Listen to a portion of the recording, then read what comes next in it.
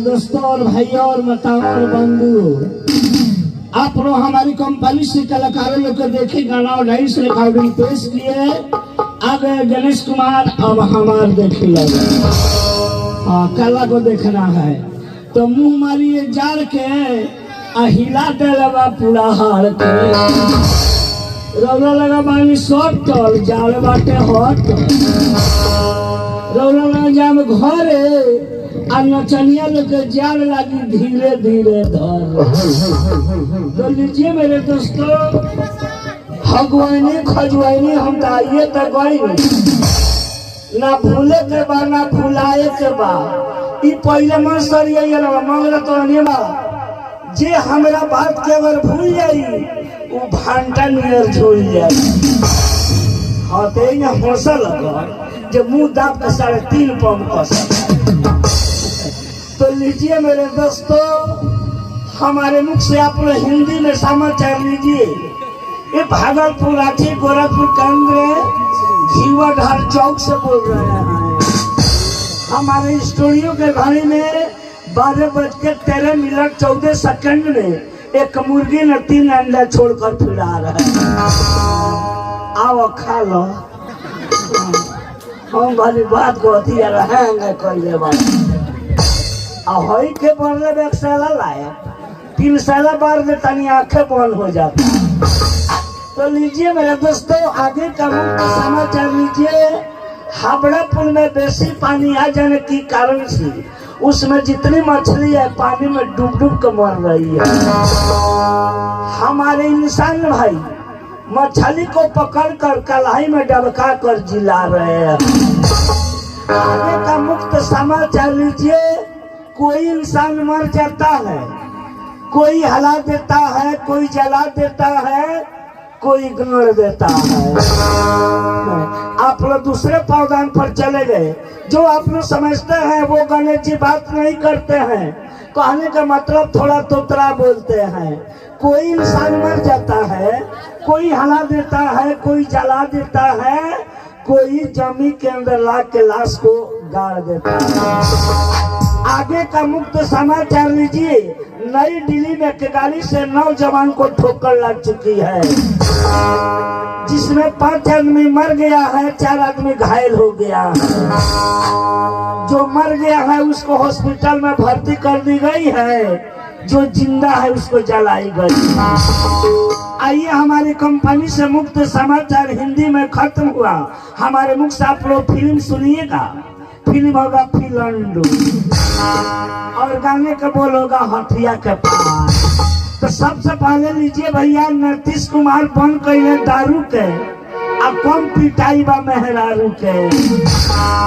दारू तो भैया अपना बिहार में बंद हो गई, लेकिन यूपी में नेपाल में दारू चलता।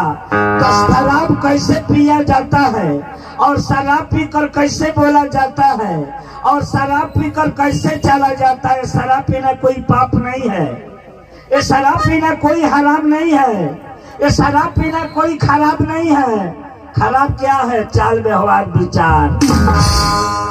एक शराबी था, बोलता है आज ना चाहेगा बारात चलेंगे पिएंगे आके हंड भंड करेंगे। तो भैया ना बेटा पार्टी में दोस्त बा ना बेटिया पार्टी में दोस्त बा। खाना नाश्ता हम लोग का फीट बा। खाना में लेट रखा तो सब खाइए लेने नाश्ता लिया के धोई रख छवार भी उठ ले गई। तो भैया जाए कहता है शराब पिएंगे ना चाहेगा उसी में जाकर हंड भंड करेंगे। जाता है भट्टी में 1 बोतल का डोल जाए 5 बोतल खींचता है। अब भट्टी से निकलता है, नेशनल हाई रोड पकड़ता है तो कैसे बात करता है, कैसे चलता है। साले मारेंगे बर्बाद कर देंगे, साले गोली मारेंगे। पूरा देह में लोड गोली हो गई है, घर में टाइम का भोजन ना। यही में बउआते जात रहे, रोडवा छूट गए, ऊँख के खेत में जाकर ढूक गए। ऊँख के काटा देह में ढेकता देखो तो साला कितना खतरनाक रोड है कि लिया के हमको ऊँख में ढुका दिया। रोडवा ढुकौले रहे कि साले का नासवा ढुला दिले। होश में भइल अपना गांव में गई 12 बजे रात सारा लोग खाना खा कर सुत गई रहे। 10 गो लड़का पढ़ल लिखल होशियार अपने में होशी मजाक करत रहे। जाता है तो कहता है साला हमारे गांव का सब कहाँ चला गया। CID रिपोर्ट दिया है कि हमारे गांव का सब साला डकैती करता। एक लड़का उठता है, कॉलर पकड़ता है और खींच फाइट मारता है। जाओ साला घर, ये शराब पी लिया तो होश से बात करो, घर जाकर खाना मांग कर बीवी से खा लेना और बिस्तर लगाकर सो जाना। नहीं तो रिपोर्ट मुखिया जी के पास जाएगा, उचित पिटाई होगा, दंड होगा। तो कहता जाके कह दियो ध्यान हमारे याद पड़ी तब न। जाओ घर, जाता घर है तो घर के दुआरिया है घारी के, ढूके के घरवा में ढूक गए घरिया में। भैंसे रे कौरियाओ आई जाके रहे पहुंचियाओ। मेहरारू खाना बनौले बारू तो भैंस कहीं खाना बनौले दिया। कहती है मेहरारू अब सोल्टर ना बनम, कोई मेहमान आई कदर करेम, कोई बारात आई, कोई ऐसा मेला फंक्शन लगी तो कोई तरह के दिक्कत ना करम, खाना दो। तेरे भैंसे में घुसुक गई। दोहरा के जाता पकड़ है, भैंसिया छूट गई, पोछिया पकड़ा गई। दादा भरमावत है, रोज 2 गो चोटी बनत रहलू, आज एगो मोटे लटका ले तो धैले रहा भैंस के पोछी। आई बुझे ये धैले वाली मेहरारू के चोटी।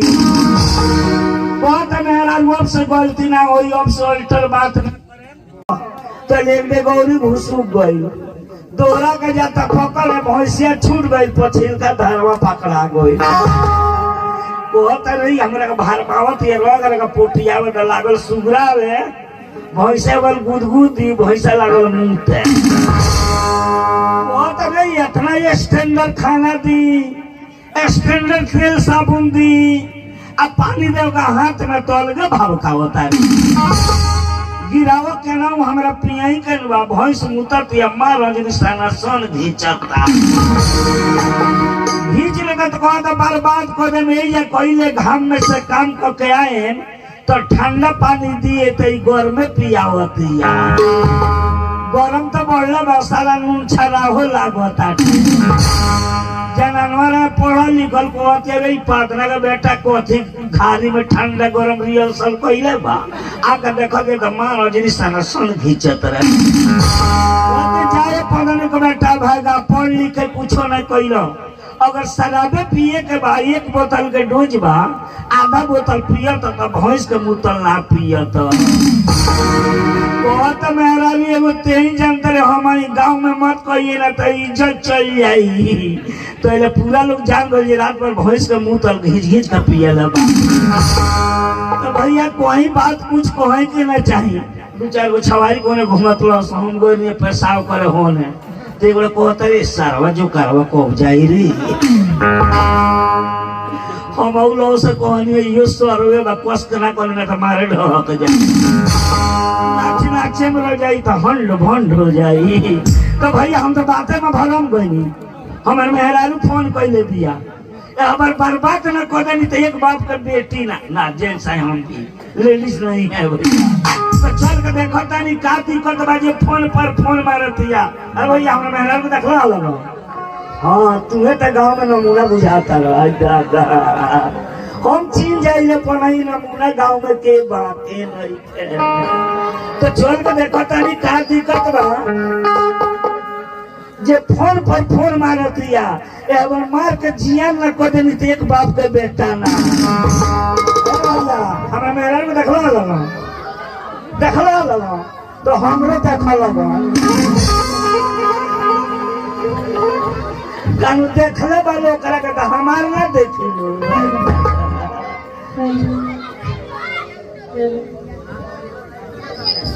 हम तो बताई इतना दिन हमार बिया भइल भाई, आज ने मालिक ना हमरा के देखला ना हम उनकरा के देखली। पता नहीं सुबह से कब हम आंगन में बड़ी काय काय बोलता, तुझे तो कोई आई का दुनिया। अच्छा इंतजार करता नहीं, चलो हम पट्टे चलता नहीं माने पहिले होइले मेहरारू भेटा तो लेके रहता नहीं घर में लौटते नहीं के कि कोनो छवारी के संग चल गई तोरा संग ले बाबू। हां नहीं को तो सिरिंचे काम ना करी दादा ए भाई हम मेरा को देखला लगा आय आय खूब चिया रहता लगा अच्छा रहो चाल करो तो खाना खा के कहीं सुत गई होई ओ मेरा रू कौन नतिया रे जान कोई लोग बोला मैं जाऊँ मेरा रू पढ़ा लिखल बिया अच्छा गांव समाज के जे स्टैंडर्ड गाड़ी देती या हाँ स्टैंडर्ड गाड़ी दे दे कहती है नौतिया वो हमारी ये नौनिया अरे तोरा नहीं कब याद के हरे के तोर मालिक तोर बोला मुआ तोर पीला आइबा ए एगो पीला रहे हमरा नैयर के दुआरी पर तो कहिया ना मालिक हम मार के भगा देला हम पीला हैं हम पीला हैं अब तू पीली ना हो आवाज पहचान ए नहीं की पहचानात अरे हमारे नाम पर ओरिजिनल गणेश अच्छा हमर मामा ओकर मामा हई लियाई वाली जामा पहन लगा अरे तोरा नहीं खबू या तेरी आवाज पहचान ए नहीं की पहचानात अरे कहता नहीं हमारे नाम पर ही गणेशवा अच्छा रह रहे हाँ खोल कवारी ढूकी अगला खोली की पछिला ना समझबा तू ना सुना लगा को कि अगला खोले के पछिला ए चुचरो ये हमार पूरा जोर था और लोग मजा होता ना भैया 10 कोठारी के मकान बनवानी मेन गेट पे एगो कवारी खोलवानी आई पछिला को ये खोलवलक जवन मिस्त्री खोल रही ओकरो मजे भई रही अच्छा खोल साले का दोनों डायरेक्ट पार करत हनी एक बेरिया खोल आई खोला तानी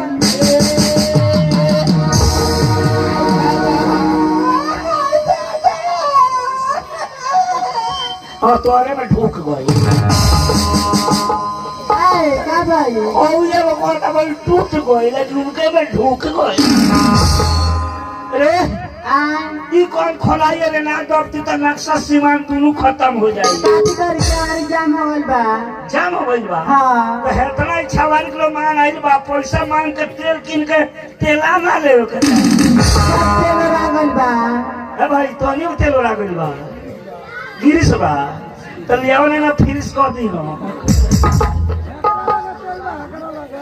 ए भाई 10 रुपया देता लगाई तेला ली थई हमार नक्शा सीमांत फूटित ना ए ई कोई ना तेरा के तेला रख दे लगा पैसा ना अच्छा सुन आई एगो काम कर दिलो तेलावे का पैसा एगो काम कर खाना दे खाई आ डिप्टी करे जाई खाना दिखाई ड्यूटी कर जाए हाँ। तो आप कुछ अब खाए वाला रे इतना बढ़िया मीठ चावल बनल रखो आ खाना सब खत्म हो गई लौको तो इतना लोग का खाए वाला हम सब खाए ना लोग आए बना दादा रे दादा तो एगो काम कर आई खाना ना देवे तो मार के बर्बाद करे में मार के बर्बाद करे और नाश्ता धइले तो लोग ले ये गइल अरे तो देख लिया कितना लोग बा सब लोग हमरे और सब लोग तोड़ बा हाँ ए सारा जवान लोग लड़का लोग सब कोई तोड़ बा सब कोई हमर बा हमार कोई नहीं खाए ना तनी बताओ तो के लोग बा तो तनी और से जे जब तनी हाथ उठा दिला था हाँ भैया मेला जाए के नहीं कहा एक आदमी 2 आदमी काचेरा पार्टी ना हाँ 3 आदमी और कहूँगा जी हाँ 4 आदमी अब 5 आदमी वाह भैया 6 आदमी बाप रे कुर्सी पर जाने करो भैया लाख लाख शुक्रिया बा यूपी बिहार नेपाल बहुत दूर घुमनी लेकिन एहू जान 7 गो मौका देखल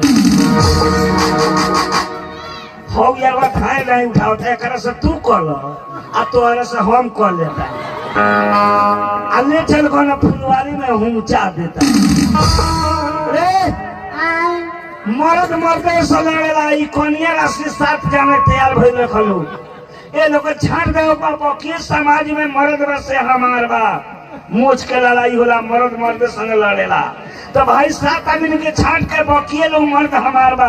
एक मेरी जोर से बता दे तानी भाई, एक बंद कर भाई, बहुत मेहनत करे बड़ा भाई, तोहरे का ना बॉक्स है। सब कोई हैंग बजाओ तैयार हैंग कर ये ठंडा में अगर नुकौले रह। एगो काम कर, हमरा के एगो मोबाइल कीन के दे। सारा बरतिया लोग छवारी लोग सब कोई मोबाइल चलावता। मोबाइल किन के दी? हाँ। अल्लू हलाने के टका मोबाइल चला के। अरे कोई लड़का से जाके सीख ले, हम चलावे लागे। सीख ले? हाँ। ना लुराई चला के। अरे आई नु केहू लड़का के लगे जाए मोबाइल पे छड़ाक छड़ाक चलाओ तो लोग हम चलाए। मोबाइल चौबे करी मेरा मैं तो बुझ ले अभी फसल लगा के अरे बता मोबाइल किन के दे तो कौन छौड़ी सन से नहीं बतिया ना तोहरा से बतियाएं, बाप माई से बतियाएं, अल्टर जगह कहीं ना मोबाइल लगाए हम ना। हमरा विश्वास नहीं के ना किने मोबाइल ना मेरा तोरा गोड़ पर गिरे हम अरे गोड़ पर ना गिरी तो ते हमरा पर गिर जो हम गाय गिर जाए तो किन दे मेरा ना किना ना ईमान से कहता नहीं, बड़ी मजा आयो लाल मोबाइल छराक छराक चलावता। चौबे करी मोबाइल चौबे करी सारा लोग मोबाइल चलावता, हम ही नहीं के चलावे के जाने। सुनी ना तो हाँ चल जाए घीवनर चौक पर। अच्छा। आ कोनो मोबाइल के दुकान में जाके हमार नाम धर दे, मोबाइल मिल जाये। घीवनर जाई या बनहौरा बाजार में ना भेटाई? एने के लोग हमरा के नहीं के चिन ले। अच्छा ते अगर भैया में लोग चिन्हिए ली तोरो के ठीक बात घीवे डर जाए आ कोनो दुकान में तोहर नाम जन्म लोग दे दी। हाँ। सुनी ना ओई में हच हच के सिम डालवा ले। हच हच के? हाँ। आ कोच कोच के ना